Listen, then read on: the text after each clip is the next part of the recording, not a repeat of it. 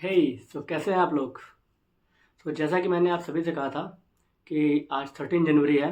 Last year मैंने 2024 batch के लिए अपने बर्थडे के दिन एक फ्री इनिशिएटिव शुरू किया था। तो एज़ यूजुअल उसी को फॉलो अप करते हुए 2025 के लिए आज ही के दिन से मैं एक फ्री इनिशिएटिव फिर से शुरू कर रहा हूँ। Okay, so welcome to my YouTube channel CAPF catalyst. जो लोग नए हैं चैनल को सब्सक्राइब कर दें और नीचे डिस्क्रिप्शन बॉक्स में टेलीग्राम का लिंक अवेलेबल है, वहाँ से आप डायरेक्ट हमारे चैनल पे जुड़ सकते हैं। और जिसमें हम द हिंदू डेली जो हमारे CAPF पॉइंट ऑफ व्यू से इम्पोर्टेंट है उसको क्लिप्स को डिस्कशन करते हैं अपने ग्रुप पर। ओके, सो आज का हमारा जो टॉपिक रहने वाला है वो है IMEC। IMEC को बेसिकली अभी न्यूज़ पे इसलिए है क्योंकि इसको हाल ही में 1 साल पूरे हुए हैं। ठीक, तो ये IMEC ये हमारा एक, अगर CAPF paper two point of view से देखा जाए तो ये कोई ऐसा टॉपिक नहीं जो डायरेक्ट UPSC पूछेगा, बट इसके अंदर जो हुए काम हैं वो हमारे जो इंटरनेशनल रिलेशन से रिलेटेड टॉपिक जो पेपर टू में आते हैं उसमें बहुत हेल्पफुल रहने वाला है। इसका डाटा, इसका जो पॉइंट, इसमें प्रेजेंट कंट्रीज या जो जो इवेंट इसमें हुए हैं। Okay, so let's begin. First of all, IMEC normally अगर आप किसी से पूछोगे तो वो बताएगा IMEC Indian middle east corridor, but ये फुल फॉर्म नहीं है। इसका फुल फॉर्म है Indian middle east Europe economic corridor. Okay, तो आगे बढ़ते हैं। ये कई सारे देशों के बीच जो मेमोरेंडम ऑफ अंडरस्टैंडिंग साइन होता है जिसे हम MOU कहते हैं, उसके थ्रू इसको लास्ट ईयर 2023 में जब G20 समिट हमारे इंडिया न्यू दिल्ली में कंडक्ट कराई जा रही थी तब इसको असाइन किया गया था, जिसमें हमारा India, USA, European union, Germany, Italy, France, साथ ही साथ हमारे अरब पेनिनसुला के जो देश थे लाइक सऊदी अरब, UAE, इन्होंने मिल करके इसको साइन आउट किया था। ठीक, इसका जो मेन मोटिव था कि किसी ना किसी तरीके से हमारे इंडिया का जो गुजरात वाला रीजन है वहाँ से अरेबियन पेनिनसुला को कनेक्ट करते हुए, देन वहाँ से यूरोप, यूरोप से USA तक कनेक्ट करते हुए एक लाइन को क्रॉस आउट किया जाए जिसमें हम सी रूट का, रेलवेज़ का, ऑप्टिक्स केबल्स का यूज़ करते हुए अपनी कनेक्टिविटी को बढ़ाएंगे। तो बेसिकली ये था IMEC। ठीक, अब IMEC के दो पार्ट हैं। इसको मैप के थ्रू अब आप देखेंगे तो India, then Arabian peninsula, then आगे यूरोप। तो दो सेक्टर में जब इसको डिवाइड किया गया तो एक सेक्टर इसका बना ईस्टर्न कॉरिडोर जिसमें इंडिया टू गल्फ का रीजन दिखाया गया है। देन अगला बना नॉर्दर्न कॉरिडोर जिसको गल्फ से लेकर यूरोप तक का रीजन क्लियर आउट किया गया है। ठीक, अब ये जो प्रोजेक्ट है ये एक पार्ट है जिसका नाम दिया गया है partnership for global infrastructure and investment, PGII। अब आप कहेंगे PGII कहाँ से आ गया, क्या मसला है इसका। तो जो PGII है, partnership for global infrastructure and investment, ये G7 समिट जो UK में हुई थी 2021 में, वहाँ से पॉइंट आउट किया गया है या फिर वहाँ से लिया गया है। लाइक एक आप अगर एक नॉर्मली ऐसे समझो कि PGII ये एक प्रोजेक्ट जो शुरू हुआ वो हमारा UK में एक समिट हुई थी G7 कंट्रीज़ की, वहाँ से लिया गया था। और उसका मेन मोटिव था कि जो चाइना का इन्फ्लुएंस बढ़ रहा है इंडो पैसिफिक रीजन में, उसका जो बेल्ट रोड इनिशिएटिव बढ़ता चला जा रहा है, डेप ट्रैक पॉलिसीज़ बढ़ती चली जा रही हैं, तो कहीं ना कहीं उसका ये एक काउंटर बैक था, ये एक प्रोजेक्ट। और इसी प्रोजेक्ट के तहत IMEC का भी वर्कआउट बनाया जा रहा है, या फिर आप कह सकते हो कि IMEC का जो बेस लाइन है पूरी कि इस प्रोजेक्ट में क्या क्या होना है, कैसे कैसे होना है, वो इसी प्रोजेक्ट जो G7 समिट के अंदर UK में स्टार्ट किया गया था उसी के अंदर हमारा IMEC का प्रोजेक्ट भी चल रहा है। ठीक, अब हम बात करते हैं एम की, इसका मेन उद्देश्य क्या है। इसका जो मेन एम है वो है मल्टी मॉडल कनेक्टिविटी। लाइक हमें इंफ्रास्ट्रक्चर डेवलप करना है, कहाँ कहाँ पर, पहला पोर्ट पर, दूसरा रोड्स, तीसरा रेलवेज, सी लाइंस, पाइपलाइंस। ठीक, जिसकी वजह से हमारा जो ट्रेड है इन जो बिटवीन द कंट्रीज, जो ये पार्टनर कंट्रीज, इनके बीच का जो ट्रेड है वो और बढ़े और इन्हेंस हो। ठीक, अब अगर मोटा मोटा देखा जाए तो जो ट्रेड है उसमें कई सारी प्रॉब्लम्स आती हैं, कई सारे डिज़ास्टर्स का समटाइम्स फेलियर हो जाता है, समटाइम्स कुछ इश्यूज़ हो जाते हैं, लाइक रोड इश्यूज़ हो जाता है या फिर शिपमेंट में कुछ इश्यूज़ हो जाता है, तो हमारे पास कहीं ना कहीं इस चीज़ का अल्टरनेटिव प्रेजेंट होना चाहिए। अल्टरनेटिव तब होगा जब हम ऑलरेडी उस प्रोजेक्ट को तैयार करके रखेंगे। तो इसीलिए आईएमएसी हमारे लिए इतना इम्पोर्टेंट इसलिए भी हो जाता है बिकॉज आप लोगों में से काफ़ी लोग जानते होंगे कि अभी हमारा वेस्ट जो है वो हमसे कनेक्ट है जस्ट स्विस कैनाल के थ्रू।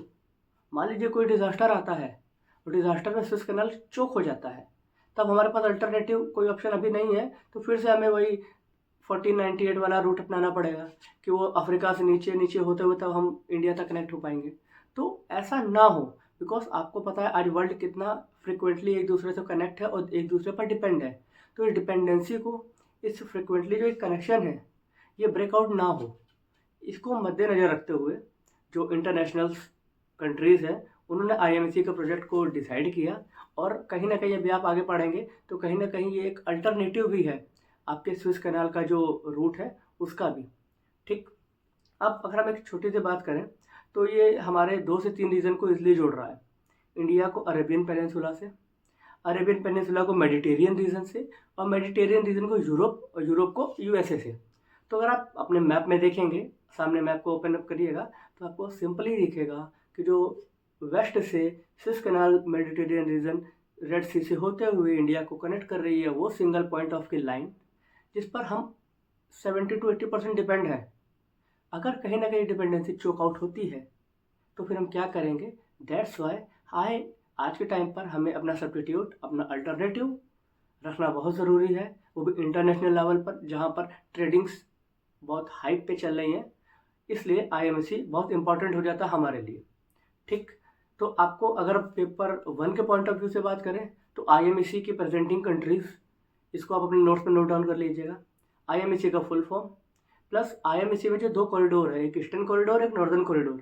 तो ये ईस्टर्न कॉरिडोर कहाँ से कहाँ कनेक्ट कर रहा है, नॉर्दर्न कॉरिडोर कहाँ से कहाँ कनेक्ट कर रहा है, इस चीज़ को आप अपने नोट्स में पॉइंट आउट कर सकते हैं।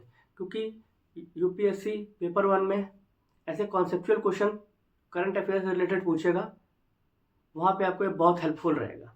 ओके, अब बात करते हैं स्टेटस ऑफ इम्प्लीमेंटेशन। अभी 1 साल कंप्लीट हुए हैं। ठीक, अब 1 साल में क्या क्या प्रोग्रेस हुई, वर्ल्ड में इतनी अनस्टेबिलिटी आई, उसका क्या इम्पैक्ट पड़ा आईएमसी पर और इसके प्रोजेक्ट में होने वाले काम पर। ओके, सो इंफ्रास्ट्रक्चर की अगर बात करते हैं तो यूएई से इजराइल तक जो रेल का नेटवर्क है वो काफ़ी अच्छे से डेवलप हुआ है। साथ ही साथ हमारा जो इजराइल का हाइफा पोर्ट है उसकी फाइनेंशियल कैपेसिटी और बढ़ा दी गई है। इट मीन्स और इन्वेस्ट किया गया फाइनेंशियली ताकि वो पोर्ट और डेवलप हो सके। ठीक, सेक्टोरल डेवलपमेंट की बात करते हैं कि डिफरेंट सेक्टर में क्या ग्रोथ हुई है। तो कनेक्टिविटी जो डिफरेंट सेक्टर्स में होनी थी वो उतनी प्रॉपर नहीं हो पाई।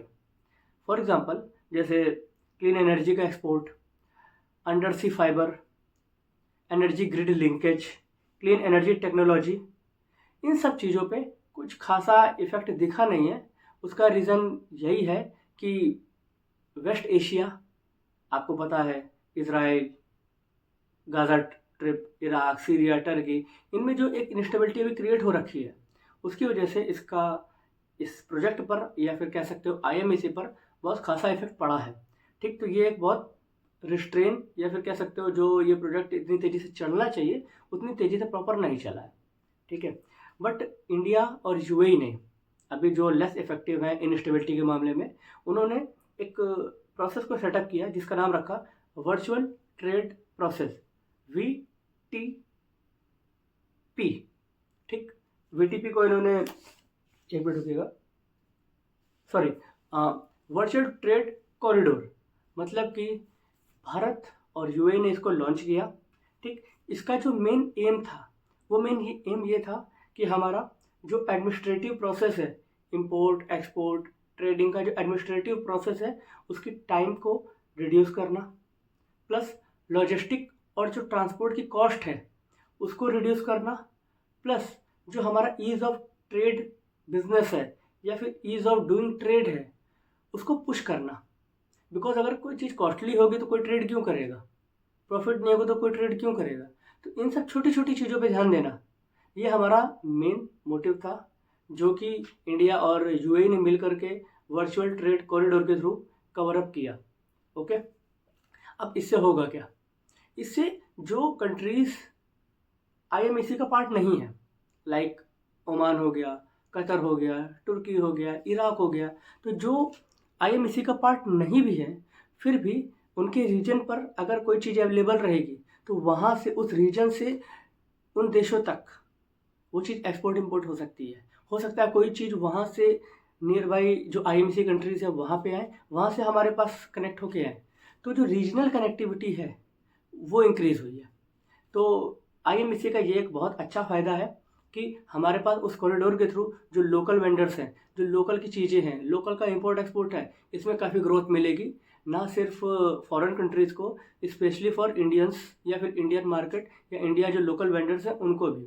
ओके, तो ये हमारा जो टॉपिक था ये अभी आधा है, हम इसको यहीं तक रखते हैं।